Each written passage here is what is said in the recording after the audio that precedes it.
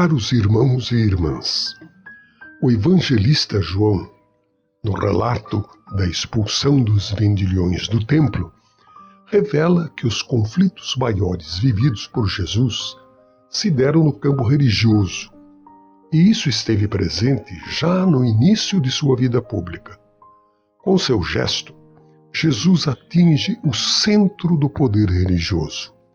Ele arremessa diretamente contra o templo, pois este deixou de ser espaço de encontro com o Pai e passou a ser um local de comércio explorador.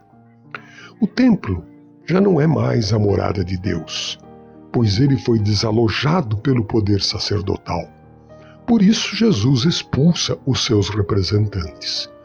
O templo, o sacerdócio, a lei, já não são mais mediadores de libertação para o ser humano.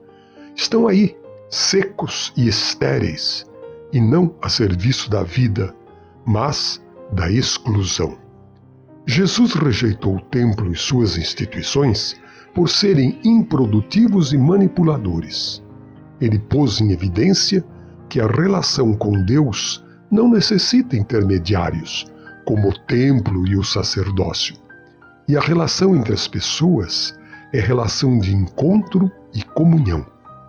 Por isso, Jesus não propõe sua restauração, mas o seu término. Em lugar do templo, ele colocou o ser humano no centro e diz não a uma religião fundada na lei e no culto externo. Rompe com todo o ritualismo e legalismo anterior e oferece uma alternativa encarnada na vida. Deus é adorado em espírito e em verdade, e não depende de espaços sagrados para manifestar a sua presença providente. Os fariseus e sacerdotes queriam um Deus e um céu que não se contaminassem com os deserdados desta terra. Queriam um templo como lugar de pureza e de perfeição, legitimado por uma ordem que se constrói sobre o sofrimento e a exclusão.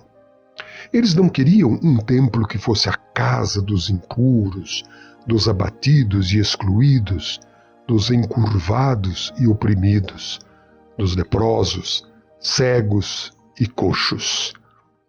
A partir de agora, o encontro com o Pai e com os outros não se realiza no templo, mas fora, nas casas abertas, nas ruas e estradas, onde todos têm acesso e a partilha criativa possibilita que todos tenham vida.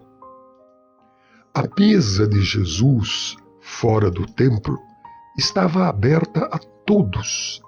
Ele não inicia uma nova religião, não cria um novo sacerdócio, mas restaura o templo. O templo agora são as próprias pessoas que estão acima da lei e do culto. Deus era tão desconcertante como desconcertante era aquele nazareno que eles tinham diante de si. Jesus transcende todas as religiões quando propõe uma maneira nova dos seres humanos se relacionarem com o transcendente e entre si, onde não se faz necessário nem sacerdotes, nem templo e nem culto. O ser humano é agora o centro desse culto, que consiste na entrega e no serviço aos outros. Não é mais a lei que impera, mas o amor. Não é condenação que tem mais força, mas a acolhida e a compaixão. A fé é a que faz vencer o medo diante de qualquer tentativa de domínio ou manipulação. E a solidariedade é a que possibilita que a vida se multiplique.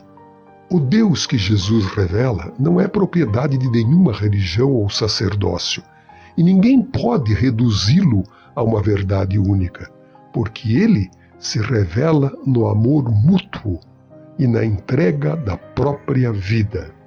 Mas ele falava do templo de seu corpo. Este é o verdadeiro templo de Deus, o próprio corpo de Jesus, o seu e o de todos os homens e mulheres que vêm a ele, se unir e constituir um só corpo de amor e solidariedade. Jesus veio estabelecer um templo novo, pois ele é o verdadeiro construtor, é o autêntico edificador de humanidade. Jesus quer humanidade e com sua própria humanidade vai construir o templo novo. Surgiu um novo templo, nosso próprio corpo, morada sagrada da Trindade. Para nós cristãos, o templo está em Jesus e em todo ser humano que é a morada do seu Espírito. Esse é o lugar do verdadeiro culto, que não se expressa em ritos vazios, mas em fazer memória viva de Jesus, que nos impulsiona a viver com Ele. Seremos nós, seguidores de Jesus, que deveremos recordar que o templo não é um edifício de pedra, mas a vida inspirada pelo Espírito, em meio a um contexto social e religioso, que faz da casa do Pai uma casa de comércio. Que o verdadeiro culto que agrada a Deus é nossa relação filial com Ele, e que isso tem consequências concretas no modo como nos relacionamos com os outros. Em sintonia com o Pai, estamos mergulhados no sagrado, porque a vida é sagrada.